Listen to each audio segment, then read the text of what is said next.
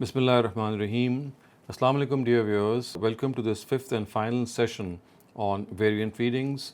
So, in this last episode, we will be discussing some of the questions that have arisen on Ustaz Ghamidi's view, and we will take them one by one. So, the first of these questions is that there are people who claim that the variant readings are mutawatir, they have concurrent transmission. And Ustaz Ghamidi says that this claim is not true, and he's not the first one to say that this is not true. There is a very large number of people in the past authorities, amongst the past authorities, who are of the opinion that these qira'at, these variant readings, are not mutawatir, they don't carry concurrent transmission. So, in this regard, he cites Zarkashi and, of course, the famous compiler of various opinions on Quranic sciences. Zarkashi is someone that everyone acknowledges. And he cites Zarkashi and he says, in the opinion of the majority, the 7 readings are mutawatir, and one of them is that they are mashhura, and that there is no significance of Mubarad's rejection of Hamza's reading of Wal Arham and Musrakhiyya, nor the rejection of Ibn Amir's reading Qatla Awladihim by some morphologists belonging to the western lands like Ibn Usfur. In this regard, the correct opinion is that these readings are mutawatir from their 7 respective readers. As for their tawatur from Prophet Muhammad is concerned, it is questionable. This is because the chains of narration of the readings of these 7 readers are found in the books of Qira'at, and they constitute one person narrating from another, not fulfilling the conditions of tawatur in the upper and lower sections, as well as the middle ones of the isnad.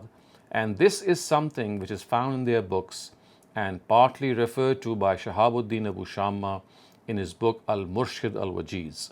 So this is how Ustaz Ghamidi answers this objection, or this view. In fact, he says that it's not correct that these readings are mutawatir. They are certainly not mutawatir, they are ahad, and a person, an authority like Zarkashi himself has pointed this out. The second question that has arisen is that in history it is said that there are areas in which these qira'at were read, and because these areas, for example, Ibn Kasir's qira'at was read in Mecca, and Asim's and Hamza and Kasai's qira'at was read in Kufa, and Nafi's qira'at was read in Medina, and so on and so forth. He says that if this is the case, then it seems that there were areas within the Muslim empire who boasted of these qira'at.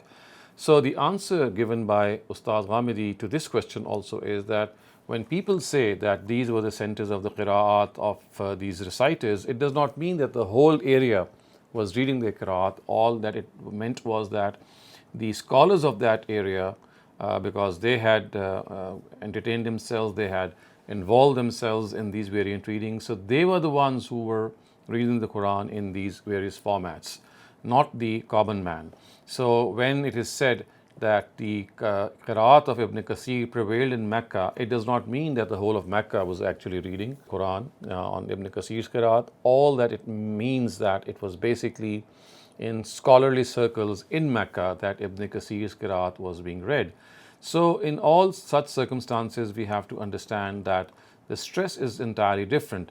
In this regard, it might be useful to see a chart that actually tells us that how the spread had taken place, and the main reader of each area, and each reader had 2 students ascribed to him. You can see the details. So basically it is the same as I've just discussed. So basically these 7 readers, they all, when it is said that they read the Quran, or these areas were on the reading of these people, it does not mean that the whole of that area, for example, recited a particular qira'at. It only means that the scholars, the ulama of those or the clergy of those cities, they recited or they read these qira'at. As far as the common man is concerned, he read the qira'at amma. And the reason for this is that there is no history that in which we can say that these qira'at, which of course are no longer in those regions. So all these regions today, they have followed the qira'at al-amma, and we don't have any history which tells us that these qira'at were actually exterminated. They were washed away, or they were just driven away and it was replaced by the Qira'atul Amma. There is no such record in history anywhere that we can see. So this clearly tells us that it is the scholarly circles that are being talked about. The third question is regarding Nafi's Qira'at, which is actually found in practice in North Africa. It is something, of course, that can raise a question that how come a different Qira'at is being practiced or being read as the Quran in almost 11 countries in North Africa, and Nafi's Qira'at is one of them, and from him, Qalun and Warsh, two students who have transferred it to different countries as well, and that Qira'at is being read on their reading. So now in this case we have to understand that this Qira'at of Nafi actually was established by a royal decree in the 3rd century of Hijrah. And so we know that Imam Malik's fiqh basically prevailed in North Africa, Imam Malik. And because Imam Malik, his teacher was Nafi himself, so people thought at one time that since they are following the fiqh of Imam Malik, so they should also follow the Quran that Imam Malik used to follow. And because Nafi was Imam Malik's teacher, so they should follow Nafi's Qira'at. So this is the history. And according to Abu Sayyid al-Dani, it was Abu Abdullah al-Talib, who died in 275 Hijrah, who was himself a student of Imam Sahnun, who during his tenure as the Qazi of Qirwan directed Abu Abdullah Muhammad ibn Barghus, a teacher of the Quran at the Mosque of Qirwan, to teach no other reading than that of Nafi. And it may be noted that Ibn Barghus himself was a student of Abu Yahya Zakaria ibn Yahya al-Baqar, who was a student of Nafi and had come over to Africa to introduce his reading. And this was a landmark event, considering the fact that in those times the Qari held a great sway on the Qazi, of course, justice or the Chief Justice. He held a great sway on the religious milieu of a country. So basically it was this royal decree dictated by a Qazi. The fourth question that arises in this regard is that why is the Qira'atul Amma dubbed as the Riwayah of Hafs, or the Qira'at of Hafs? So in this regard, Ustaz Ghamidi says that no doubt it is called the Riwayah of Hafs, but it should not become a cause of any misconception, because mere reading or intonation is one thing, and reading or intonation in the accent of the Arabs in a pleasing way by giving due regard to technical subtleties like these ways to pronounce a word like imala or tafkhim or ishba, ram and tarqiq. So that does not alter the meaning of the discourse in any way. So these are just ways of pronouncing a particular letters. In this second aspect, which is acquired from the Riwayah of Hafs, so Ustaz Ghamidi says that it is this second aspect which is acquired from the Riwayah of Hafs in this Quran and ascribed to him on this basis. So basically the way he would pronounce the Quran, and he would pronounce it exactly in the lahja of the Arabs, that is because it became prominent as the Qira'at of Hafs. And about him, Abu Bakr ibn Mujahid, the famous authority in Baghdad and the first person to have selected the 7 canonical readings, has specified that he did not teach his own preferential reading, but the very one on which Usman has striven to gather the Ummah on. So basically, Abu Bakr ibn Mujahid says that he did not introduce his own preferences in the canonical readings. All he did was he selected the lahja of the Arabs and he read out the Quran in that lahja. So this is what has been recorded by him. He is the same person who, upon seeing the proliferation of various readings among his people, had said, and we have discussed this earlier. So about Abu Abdurrahman as-Sulami, we know that he had said that the reading of Abu Bakr, Umar, Usman and Zayd ibn Sabit, and that of all the Muhajirun and the Ansar, was the same. They read the Quran according to the Qira'atul Amma. This is the same reading which was read out twice by the Prophet to Gabriel in the year of his death. Zayd ibn Sabit was also present in this reading called Al-Arda al-Akhira. It was this reading that he taught the Quran to people till his death. It is this very reading that is written in our codices of the Quran. Not a single bit of evidence can be furnished from history except the endeavors of Usman and Hajjaj ibn Yusuf to unite all Muslims on one Quran, in which a scholar used his influence, or a ruler or a qazi used political power to impose the Quran among the Muslims, the way it was done, as I said earlier on, in North Africa.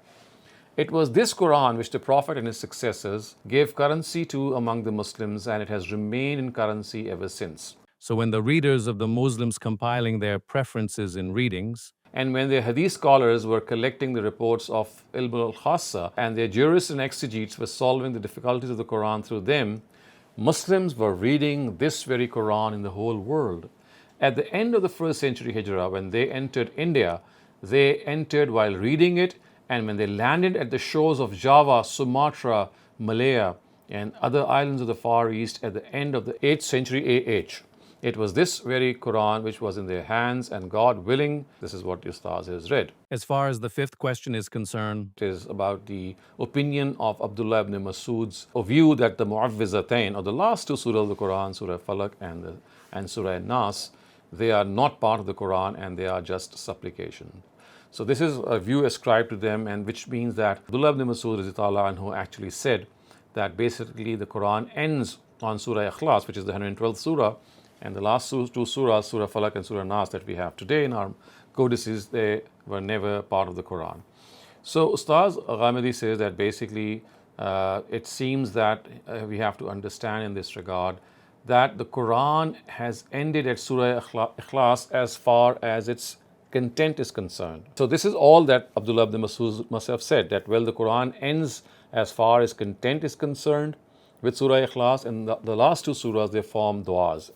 This is probably what he might have said, but the narrators mixed up his view and they ended up saying he did not regard the last two surahs to be part of the Quran.